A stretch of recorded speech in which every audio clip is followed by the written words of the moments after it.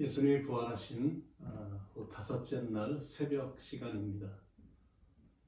안식일이 다 지난 후 새벽, 아직도 밖이 어두운 그 시간에 예수님이 묻힌 무덤으로 숨가쁘게 달려가는 여인들이 있었습니다.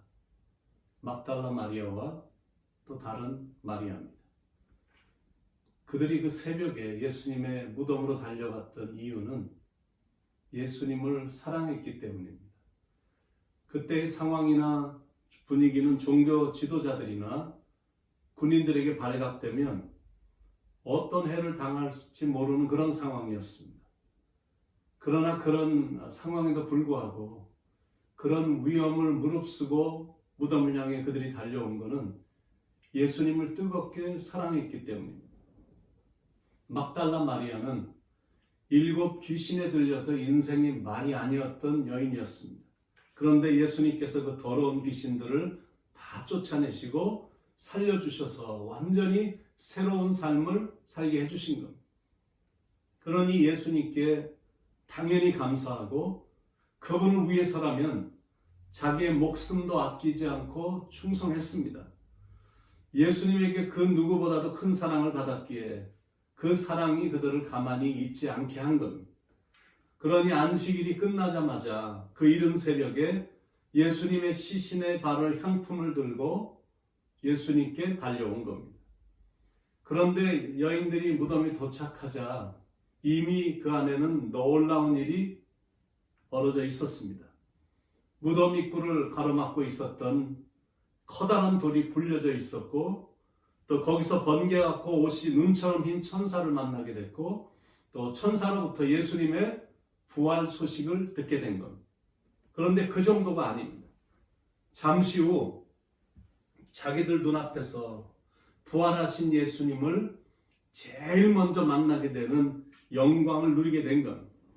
천사를 만날 때도 너무너무 놀랐는데 죽었던 예수님을 다시 만나니 도저히 믿어지지가 않았던 겁니다. 부활의 주님을 만나면 이런 감격이 있습니다. 그래서 반드시 부활하신 예수님을 만나야 됩니다. 부활하신 예수님이 첫 번째 하신 말씀입니다. 평안하냐? 영어로 말하면 greetings. 마태복음 28장 9절에 예수께서 그들을 만나 이르시되 평안하냐 하시거늘. 유명한 신학자이며 성경 번역자인 유진 피터슨은 이 말을 이렇게 번역했습니다. Good morning. 우리말로 말하면 안녕하십니까.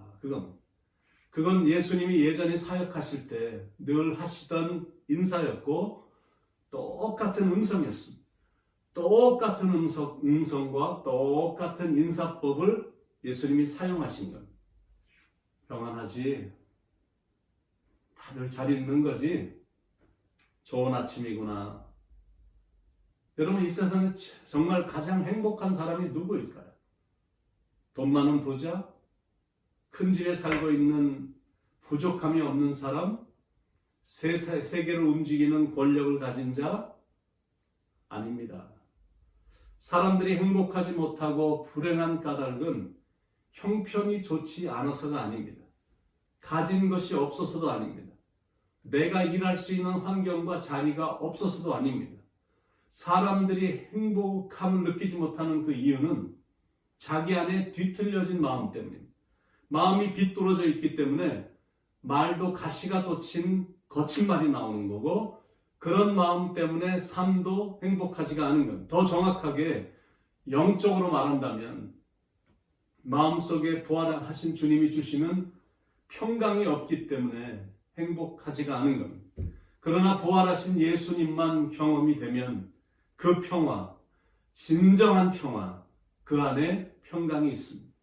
나의 마음속이 늘 평안해.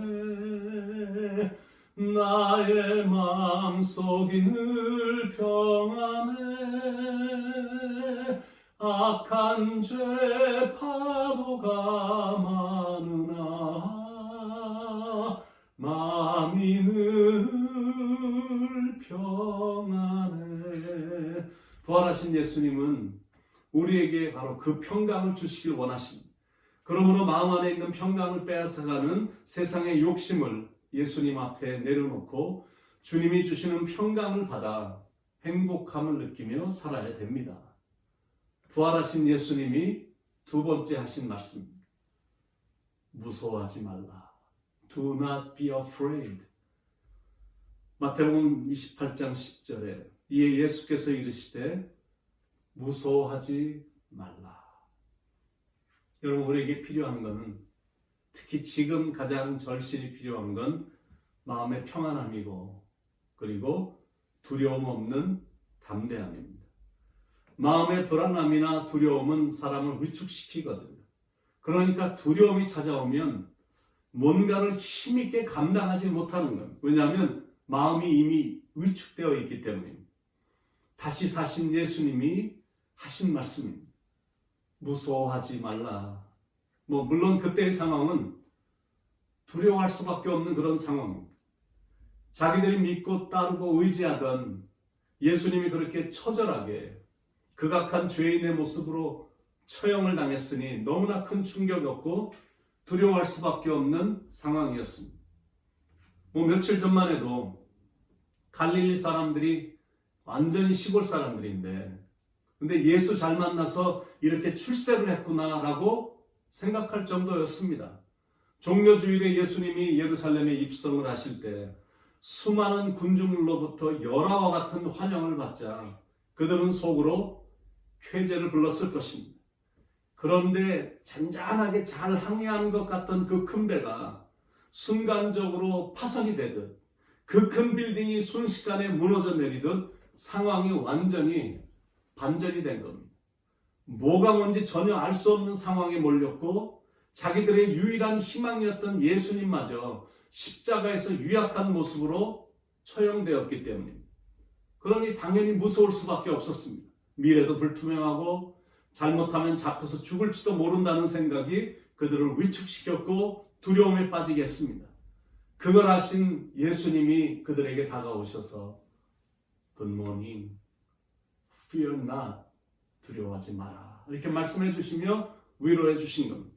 어떤 상황이 닥쳐도 무서워하지 말라라는 것. 그 이유를 아시죠?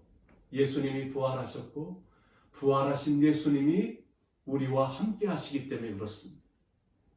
예수가 함께 계시니 시험이 오나 겁없네. 부활하신 예수님이 하신 세 번째 말씀입니다. 갈릴리로 가라. Go to the Galilee. 마태복음 28장 10절 후반절에 가서 내 형제들에게 갈릴리로 가라 하라. 거기서 나를 보리라 하시니라. Why Galilee?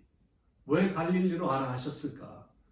갈릴리는 실은 정말로 가고 싶지 않은 곳이거든요. 왜냐하면 그곳은 예수님이 사셨을 때의 흔적과 발자취가 그냥 그대로 남아있기 때문입니다. 그런데 예수님은 오히려 그렇기 때문에 갈릴리로 가라고 말씀하시는 겁니다. 거기서 정면으로 어려움을 극복하라라는, 고난을 회피하지 말라라는 겁니다. 그래서 그들이 다시 한번 마음을 강하게 먹고 순종하고 갈릴리로 간 겁니다. 그래서 그곳이 역사의 땅이 된 겁니다. 이 여인들을 통해서 우리가 배울 수 있는 영적 교훈 첫 번째는 뭐냐면 예수님의 말씀에 순종하라. 철저한 순종, 그게 부활신앙의 본질입니다. 이 여인들을 통해서 우리가 배울 수 있는 두 번째 영적 교훈은 예수님의 발을 꼭 붙잡아라, 그겁니다. 마태복음 28장 9절에 예수께서 그들을 만나 이르시되 평안하냐 하시거늘 여자들이 나아가 그 발을 붙잡고 경배하니. 이게 부활신앙이거든요. 자신을 낮추고 엎드리고 그리고 나서 주님의 발을 붙잡고 경배하는 것. 이게 바로 부활하신 주님 앞에 선 진정한 예배자의 모습입니다. 왜 갈릴리로 가야 되는가? 왜냐하면 거기를 가야 주님을 만날 수 있기 때문에. 다 10절로 가보시면 이 예수께서 이르시되 무서워하지 말라. 가서 내 형제들에게 갈릴리로 가라 하라. 거기서 나를 보리라 하시니라. 그러니까 이 말씀을 더 깊이 파고들면 주님이 하시던 일을 우리가 할 때 부활하신 주님을 만날 수 있다라는 것. 주님이 하시던 일이란 게 뭐죠? 천국 복음을 전파하시던 일이었습니다. 여인들은 베드로와 제자들에게 달려가서 그 말씀을 전했습니다. 그 말을 전해 들은 그들은 철저히 예수님의 말씀에 순종하는 제자들이 돼서 전 세계를 다니며 부활의 주님을 전하는 증인들이 됐습니다. 이제 새봄이 왔습니다. 생명이 살아나는 이 계절에 여러분은 부활하신 예수님과 함께 동거하고 동행하길 바랍니다. 동행이라는 복음성 가사에 이렇게 첫 부분이 시작이 되거든요. 이 세상 어느 곳을 가든지 어디서 무엇을 하든지 주님과 동행할 때 기쁨 얻으리 주님의 축복 있으리. 주님과 함께 동행하는 인생은 평강이 넘치고 두려움은 사라집니다. 그러므로 생명이 다하는 그날까지 주님과 동행하며 살아야 됩니다. 그런데 그러면서 할 일이 있습니다. 부활의 기쁜 소식을 전하며 사는 것. 이렇게 좋은 걸 혼자만 간직하고 있으면 안 되잖아요. 부활하신 예수님을 만난 여인들이 그 부활의 소식을 전하기 위해 달려간 것처럼 그냥 가만히 있으면 안 된다는 거예요. 물론 지금은 분위기가 바뀌어서 옛날에는 뭉쳐야 살고 흩어지면 죽습니다. 뭐 이런 표가 있었는데 이제는 완전히 바뀐 분위기죠. 뭉치면 잡히고 흩어지면 산다. 뭐 이런 불안한 분위기. 안전하다고 생각되는 곳이 없다고 느낄 정도. 그래서 두려운 마음도 들고 마음에 평안도 없습니다. 그러나 그 생각에서 나와야 된다는 그런 생각이 바로 무덤 근처에서 서성거리고 있는 신앙인들의 생각입니다. 예수님은 사망 권세를 깨트리시고 무덤에서 나오셨습니다. 그 이유는 우리에게 이 평안을 주시려고, 그리고 두려움 없이 살라고, 그리고 셋째는 이 평안의 복음을 세상에 들어가 전하라고. 그래서 사망 권세를 깨트리고 부활하시고 우리를 이렇게 만나주시고 우리에게 이렇게 말씀해 주시는 것. 사랑하는 여러분, 오늘도 평안한 가운데 하루를 보내시길 바랍니다.